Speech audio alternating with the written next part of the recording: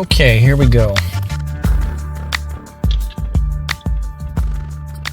Hey guys, it's Dave. I wanted to take a brief, slight detour in our series on John the Baptist and talk about three Joshuas for a minute here.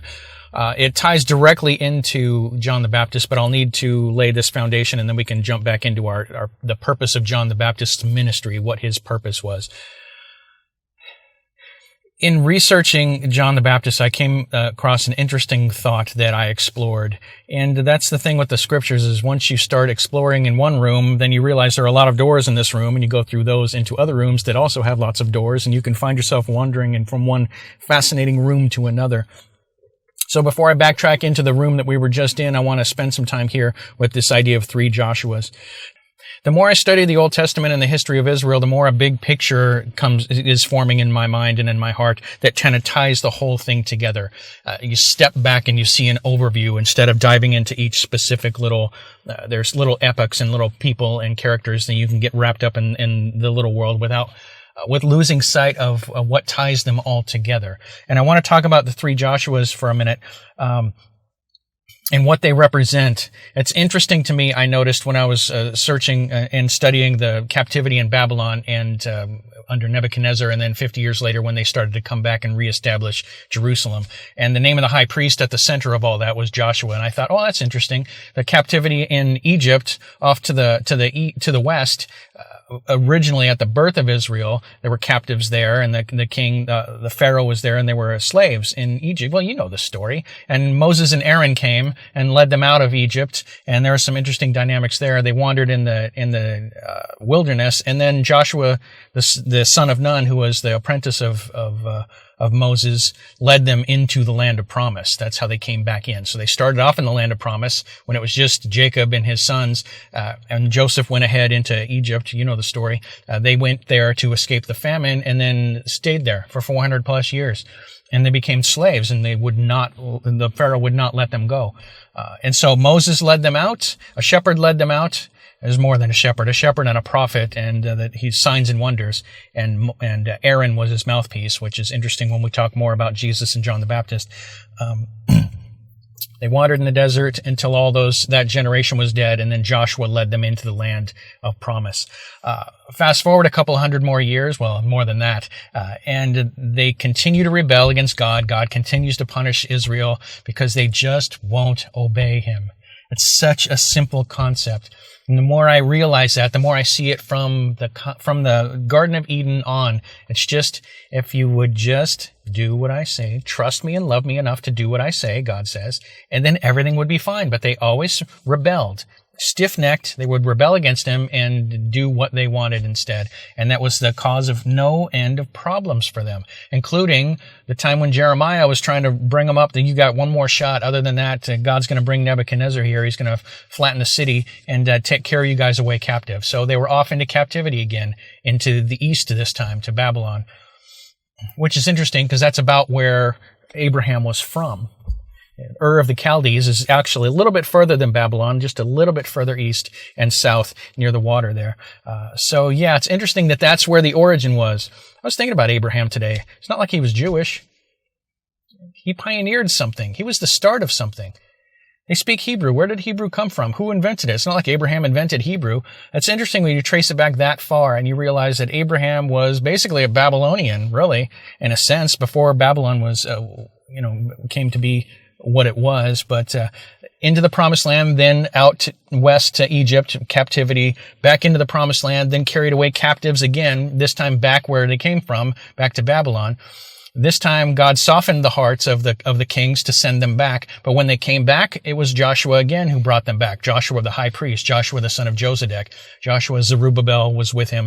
And Zerubbabel means sown in Babel. So Joshua, that name is Yeshua. Does that sound familiar? We're getting there. Which means God is salvation. Jehovah is salvation. So Joshua the first time led them into the promised land from the wilderness and in. He was a general and a judge. And then the second time they came back from captivity, it was from the other direction, and another Joshua was leading them back with Ezra and Nehemiah. You can read about that in that book, which is an interesting study in and of itself. Very fascinating. I want to talk about Nehemiah 9 in a minute, which I think is one of the most important chapters in the entire Bible, believe it or not. Joshua led them back in the second time from a different kind of captivity.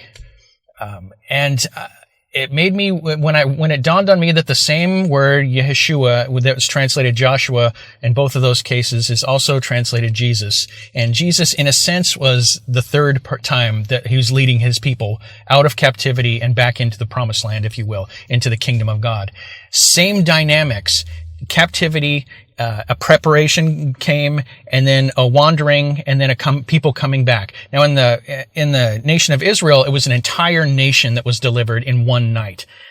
All the plagues came, and then they had Passover, they all up, and they plundered the country, and they left, went into the wilderness, and you know that story. When in Babylon, the kings said, those who want to can go back and build establish the temple. Ezra came back and established the temple. Nehemiah came back 10 or 12 years later to build the wall and secure the city. Two different kings gave them blessings, and the king in between them is the one who stopped the progress on that temple. But you can read about that in Ezra and Nehemiah. It's worth it. Like I said, Nehemiah 9 is just an amazing chapter, and I want to cover it in another video where I contrast it with Acts 7, where Stephen is going to be martyred. The things that are covered by Stephen and the things that are covered by Nehemiah. Well, it's not by Nehemiah; it's in Nehemiah. It's attributed to Joshua and those who were with him. They all gathered there to dedicate the temple, the wall of the city. They had a big celebration, and in that they had a prayer that covered the whole history of Israel, and it's amazing. The same way that Stephen did, but for different reasons, and we'll cover that in another video.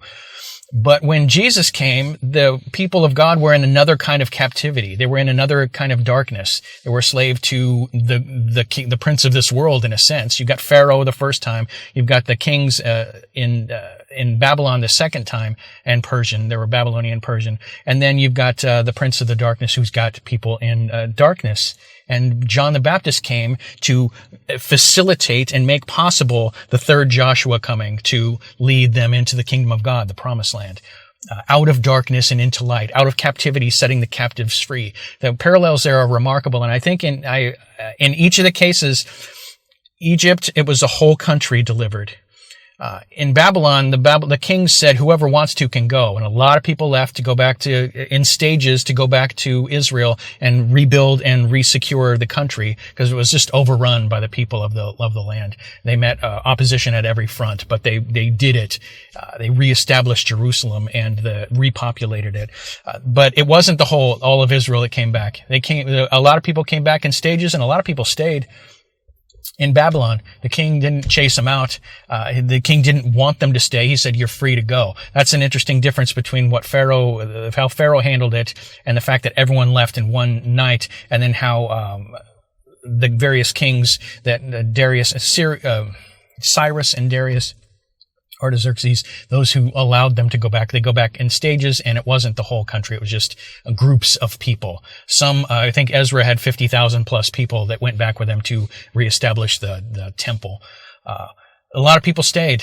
A lot of people that had been scattered to different places trickled back too, and a lot of people that scattered to different places had stayed as well. So it wasn't the whole country.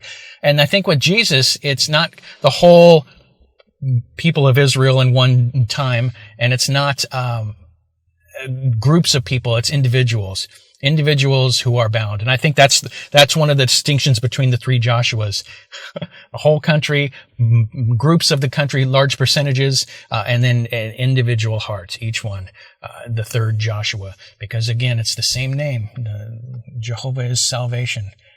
But how John the Baptist factors into that, I hope to make clear. But I wanted to point that out because when it dawned on me that there were connections like that, I thought, oh, that's interesting. They all represent a different form of captivity. They all involve someone named Joshua, and they all involve freedom from captivity and bringing back into the promised land, the land where God, he says, I've chosen to establish my name forever. So, yeah, it's fascinating stuff. To me, anyways. I don't know. And it's been kicking around, and I wanted to at least get it out there to give you things to think about. So, yeah, think about that. We're going to be exploring each one of those and how they all connect. And it's just, I think each one builds upon another. It's fascinating. And it just serves, at least in part to me, to continue to point out the differences between the Gospels. The Gospel that's widely preached today, and then the Gospel as the Bible preaches it. It's fascinating to me. The church I went to this weekend, is another example of filters. I think we preach a belief system that filters in front of our faces and causes a partial blindness to where we can't see what the Bible is actually saying. We see what people have told us ahead of time the Bible is saying. So then when we read it through that filter of someone else's belief. And I think that that's what evangelists do. I think Billy Sunday, Billy Graham, I think all the great evangelists, they preach a belief system that gets installed in someone's, in front of their eyes from the get-go. And then everything they read through that, if it doesn't agree with the belief system, it just gets over. I mean, you don't even see it. It's a form of blindness. It's really remarkable. It's become even more, pronounced now that I've been researching Romans again. And you see the Roman road and the way it's preached by evangelists, and it's a marvel to me that when you actually read what Paul is saying, especially in the first couple chapters, if you see what he's saying, it completely militates against the whole idea of, well, that's a whole nother video. Blindness is remarkably powerful. And maybe God gives blindness to protect people for a while, because once you have information, you're responsible for it. So if the information's there and you're not going to be able to handle it, then maybe you have to be blinded to it. I don't know. Maybe there's a dynamic of that involved. And, yeah. All right. So yeah, the three Joshuas, the three forms of captivity. In a sense, there could be a case made for a fourth when Jesus returns again. That's another Joshua, because it won't just be him. It'll be his head and his body. We'll be part of that. We'll be involved in that. And you could explore that in Revelation if you want. But I like the idea of three. But if there's a fourth one, that makes sense, because that's the logical, to me, conclusion of that pattern that started with Abraham coming out of Ur of the Chaldees and starting the nation of Israel and going into captivity and out and into and out. And at the heart of all of that, not just the concept of being held captive, meaning you have to do something you would really rather not do. Your freedom is eliminated. You're being forced to do something. Someone else wants you to do something. Does that sound familiar? Because God has things that he wants us to do, and that's the same issue. Are we going to serve him? Are we free out of Egypt so that we can wander in every direction and go anywhere we want? Or do we have, we are free in order to follow another. We're free from one form of slavery in order to enter voluntarily into another form of slavery. And there's a reason for that, though. Because that, if we serve God and follow what he says, whether we understand it or not, then that will do the work in us that needs to be done so that eternally we can live in his kingdom without fear of rebellion. But for now, the issue of being set free and is all over the place. But yeah, when you trace it back to different examples in Egypt and in Babylon and then in Jerusalem itself, the culmination of that is the idea of the Pharisee and what they represent, what they took of God's and what they turned it into. And that represented that bondage that they were in, that captivity that they needed to be freed from. And that's why I believe Jesus came at that time when the Pharisees existed. And keep in mind, Paul was a Pharisee. And so that opens up a whole can of worms as well, because he never said he stopped being a Pharisee. And when you study about what a Pharisee is and you understand a little bit more, I think, about where Paul was coming from. And also it ties back into our discussion on Romans, because Paul says, I speak to those who know the law. Paul was approaching his discussion in Romans from a perspective of a Pharisee and from a perspective of someone who is very familiar with the law. So as Gentiles, when we don't know the law, we just dismiss the law. Oh, we're not under the law, we're under grace. If you don't know the law, then really you can't understand what Romans is talking about, because Paul specifically says that. I'm speaking these things to those who know the law. If you know the law, then good, we're on the same page, and they had that discussion. But I think most of what's in Romans, we don't even see as Gentiles. It doesn't even register what Paul is saying because we have no comprehension of it. We're blinded to it. So we see the little bits here and there that we have formed our belief system out of. One verse here, one there. Form a little Roman road to salvation and tell people we're under grace and not under the law. So we don't even think about the law. But the law is important. Paul, even in Romans, says, I don't dismiss the law. We establish it. The law is established, not dismissed. It's remarkable. Okay, I'm going to leave that for now. Think about those things about the 3 Joshuas. I think there's something there. Think about the idea of captivity and being set free and the deliverers appearing on Mount Zion to bring to Jerusalem and all that. Think about that, and we'll talk about that more in the future. But yeah, lots of cool stuff, man. One room into another. The next one we'll do back in John the Baptist. Hopefully information from this video will make what we're going to talk about in the next one even more understandable. I don't know. A lot of these things they make sense in my head, and I try to explain them, and there's no way I can tell whether they're actually getting through to you in a way that isn't just more confusion. So yeah, we'll go from here, and take care, and I'll talk to you later. Bye.